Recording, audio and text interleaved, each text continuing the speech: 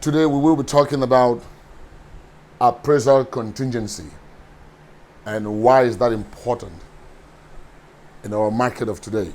Since March of 2022, mortgage rates have increased up to 2% points. Inflation is at its highest, 9.1%. And they said this is the highest in 4 decades. The Federal Reserve is doing everything possible to combat inflation. According to them, one of the smart things they're doing is by increasing interest rates. This year alone, we have had 2 big hikes in the interest rates. In March and July of 2022, interest rates increased by 75 basis points per each month. The Federal Reserve is very aggressive with its monetary policy as a way to combat inflation. How is this affecting the real estate market? Well, people are trying to buy food, they're trying to buy gas, kids are going back to school. So the high interest rates is already killing people in those areas. And not to talk about affording a mortgage. Since March of 2020, there has been shortage in inventory. And that's why there was a great surge in housing prices. So for the first time since March of 2020, we are seeing an increase in inventory. We used to be at 1.2, 1.3 months. Right now we are at 2 months. It is better. But are we still in a seller's market? Yes, we are still in a seller's market. Home construction in the month of June fell by 2% since September of 2021. Less houses are being built. Residential statistics shows in May, there were 1.59 million houses for residential that was constructed. And in June, it fell to 1.56 million. Real estate is local. So I will be talking about the Houston market. It may be different in different parts of the country, but I'll be talking about the Houston market, how the high inflation, the high interest rates, how it's all working with the forces of demand and supply, and why is it important for you to consider an appraisal contingency in this market. In June, single-family homes decreased by minus 8.6%. But I'm talking to more builders. More customers are pulling out of their contracts because they could no longer afford the high interest rates. They want to be able to afford the basics for their families. Builders are beginning to be more creative now. Some builders are offering 1%, 2%, 3% incentive for the buyers so they can buy down their interest rate, which will still allow them to be able to afford that home. Active listings in Houston increased by 27.4%. Of course, since the pandemic, March of 2020, we have had a situation of scarcity of homes. More people than there are existing homes. So now it's actually good. Active listings went up to 7.4, so there are more homes now in the market. Number of days in the market was actually 28 days in June. I can remember for like a year now, a house went out market. I've had to fight with 40 offers, 30 offers, 35 offers within 24 hours. But right now, in June, it took an average house 28 days in the market before it was sold. Months of supply. We have had a very low inventory for the past 2 years. Why is months of supply important? Most people have been talking about, are we moving towards a recession?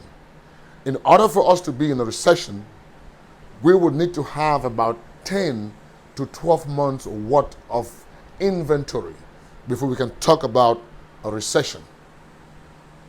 We are now at 2 months of inventory in the month of June, which is good, but we are still in a seller's market. Remember, construction of multifamily increased by 10%.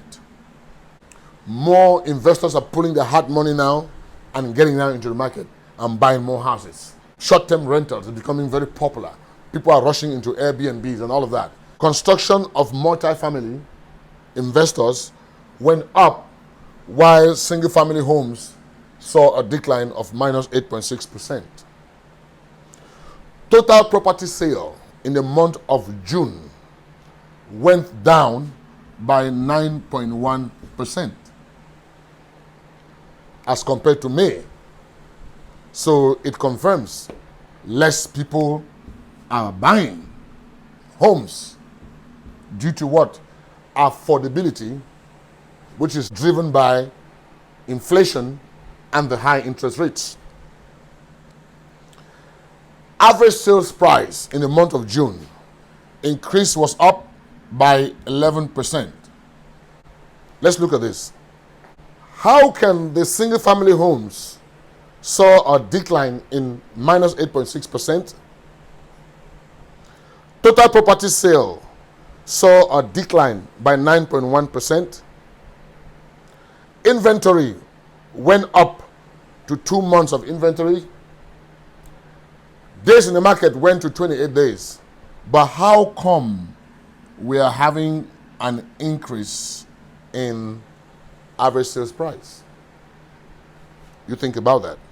Luxury homes selling for 500 to about $1 million. The sale of luxury homes actually went up 22%. So it is true that the market now may just be a market for the rich. Why is all of this important? How do we relate this with appraisal contingency? In the past weeks, I have had a couple of situations where the buyer signed a contract 8, 9 months, 7 months ago, when the market was still very hot. With all this decline, especially in the single family homes, some of those properties are having issues with appraisal.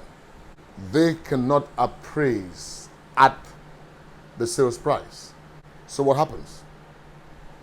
You, the buyer, because you did not have an appraisal contingency, you are forced to pay the sales price and not the appraised value. But remember, the lender will only give you up to the amount the property appraised for, not the amount of the sales price.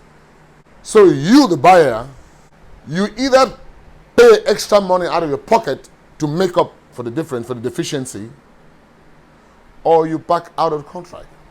But when you back out of the contract, what are you losing? Your earnest money.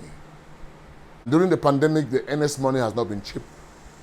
So as a due diligence, when you're negotiating a contract for your home, first thing you want to ask the builder, can we have an appraisal contingency? What an appraisal contingency will do is give you an option to back out of the contract in case the house did not appraise for the amount that is being sold for. That way, you still keep your earnest money. Some builders will tell you, oh no, we cannot do a contingency. We are confident the house will appraise. All right, no problem. Here's another option. Your earnest money, let's say, is 10 or let's say 15K. If we are not doing an appraisal contingency, can we reduce the earnest money to a bare minimum of $1,000? That way, if the appraiser comes in low and I don't have the money to pay for the extra amount, I can back out of the contract and I only lose $1,000 rather than 10, 15, 20, 25, $30,000 for earnest money. And if the builder tells you they are unwilling to do that, you may want to think twice if you want to do business with that builder. Appraisal contingency in this present market is key because we will see more interest rates hike by the Federal Reserve. So long as inflation is going up, interest rates will keep going up. It will affect affordability, will go down, demand will go down. Houses may have a problem to appraise for the price that they are being sold for. An appraisal contingency is a safeguard for today's market. Two things. Number one, it will save you from coming out of your pocket with extra money in case your house did not appraise for the sales price. And number two, it will give you an option to back out of the contract or stay in the contract. Number three, if a builder says they are not willing to provide you an appraisal contingency, then you negotiate for the bare minimum for your earnest money. That way, you're not losing at the end. Are we saying every home is going to be like this? No. We are just saying it's a safeguard because I've run into a couple of them in the past weeks.